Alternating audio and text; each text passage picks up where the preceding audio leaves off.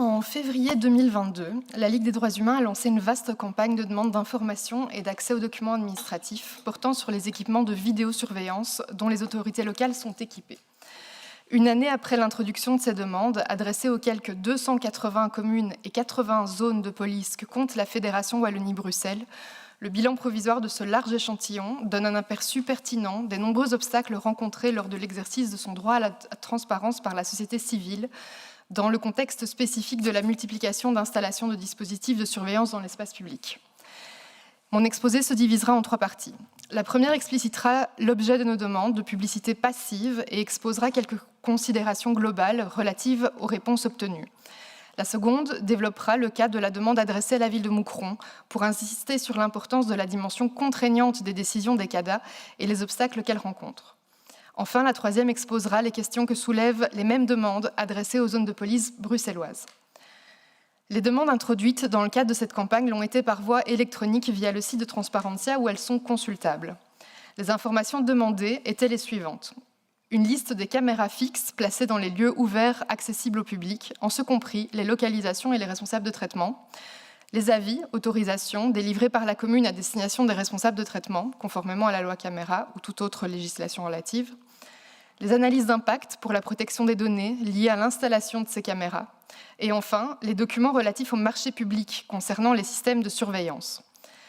Cette campagne suivant son cours, les données statistiques qui seront évoquées sont bien entendu provisoires et simplifiées pour les besoins de cet exposé. À ce jour, sur près de 350 demandes envoyées, le taux de réponse global pour les communes et les zones de police est de seulement 50%. Les réponses obtenues varient, allant de l'envoi d'un accusé de réception auquel il n'est pas toujours donné suite, à une réponse partielle et quelque peu aléatoire aux divers points de la demande, jusqu'à des refus dont le degré de motivation varie. Parmi ces 50% de réponses, majoritairement incomplètes, les refus catégoriques de communication des informations s'élèvent à 2% pour les demandes adressées aux communes. Ce taux de refus grimpe toutefois à 13% pour les demandes adressées aux zones de police. Les demandes portent pourtant sur les mêmes documents. Les exceptions invoquées varient également. La demande peut tout à la fois être qualifiée de trop vague ou d'abusive.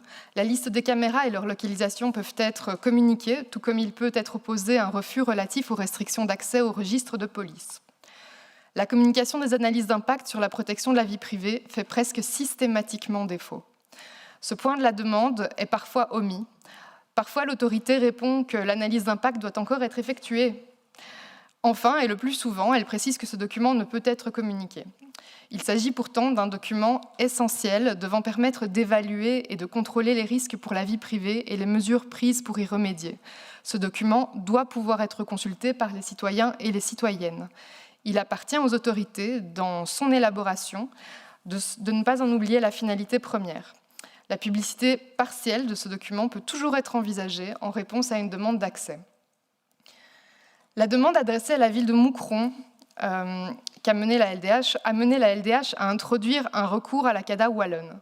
Son récit me permettra d'insister sur l'importance du caractère contraignant des décisions des commissions d'accès aux documents administratifs, mais également d'exemplifier comment ce caractère contraignant peut donc être contourné par une autorité, que ce soit au stade de l'instruction de la demande ou à celui de l'exécution de la décision.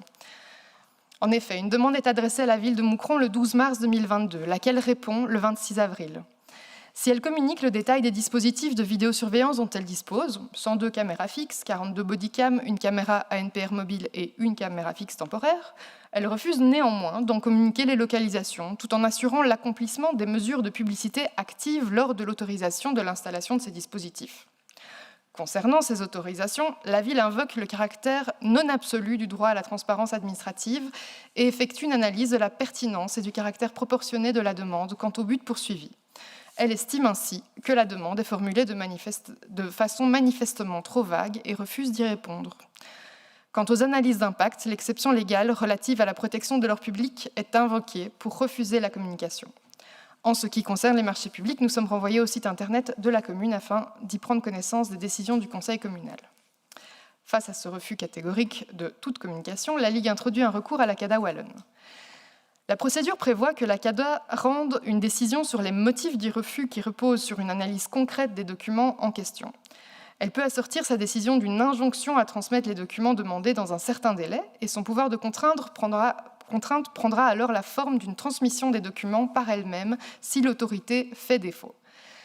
La Commission interroge donc la ville de Moucron sur les raisons de son refus, laquelle confirmera ses positions, mais ne communiquera pas les documents à la CADA, de sorte que la Commission, ne disposant d'aucun pouvoir d'injonction à ce stade, sera mise dans l'impossibilité d'exercer sa mission de manière complète.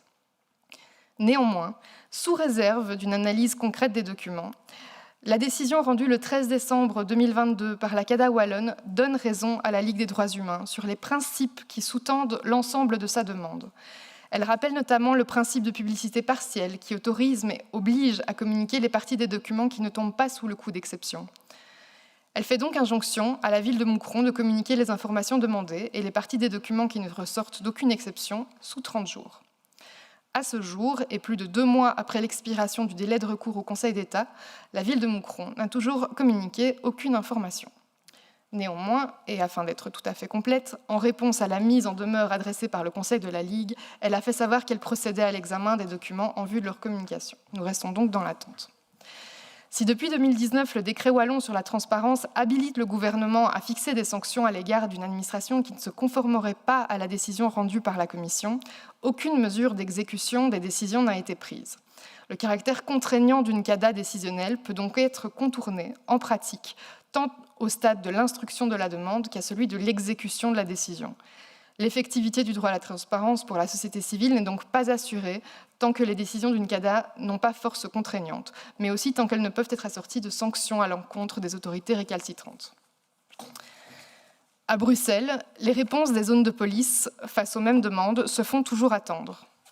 À l'automne dernier, face à la demande de la Ligue des droits humains, ces zones de police, toutes pluricommunales, ont décidé d'interroger la conférence des chefs de corps de la région de Bruxelles-Capitale sur une position commune. La conférence des chefs de corps estime que peuvent être communiqués une liste des caméras fixes, y compris les localisations et les modèles, les documents relatifs au marché public concernant les systèmes de surveillance, à l'exception des données personnelles des candidats ayant participé à l'attribution des marchés.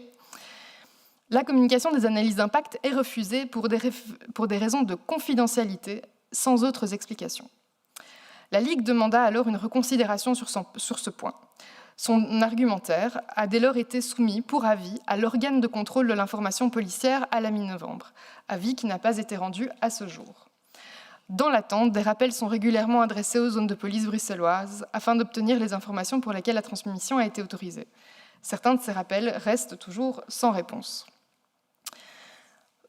De nombreux obstacles se posent encore. Les zones de police bruxelloises étant des zones pluricommunales, elles ne sont pas des autorités administratives au sens de la loi sur la transparence, pas plus que l'organe de contrôle de l'information policière, entité rattachée au Parlement.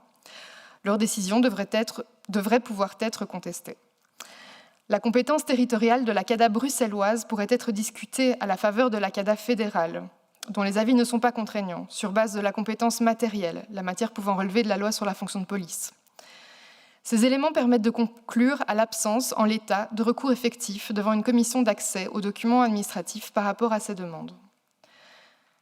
Dans son avis au présent projet de loi, l'organe de contrôle de l'information policière précise que les documents administratifs d'une zone de police contiennent souvent des informations opérationnelles sensibles, par exemple concernant le fonctionnement d'un système de surveillance par caméra ou concernant le fonctionnement interne, dont des aspects de la gestion de l'information policière de la zone de police.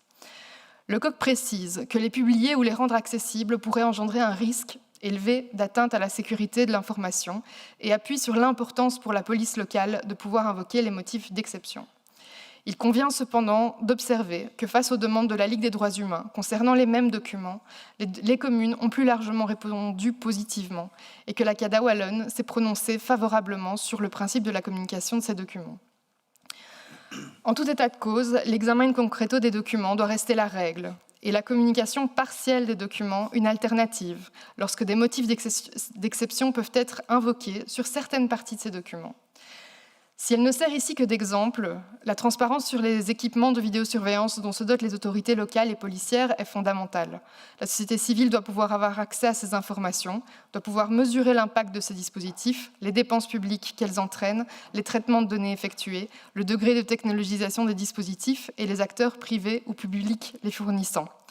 Le principe constitutionnel de transparence administrative est d'autant plus important que nos sociétés se numérisent à grande vitesse et qu'elles engendreront des défis de plus en plus complexes, tels que l'explicabilité des traitements de données. Je vous remercie.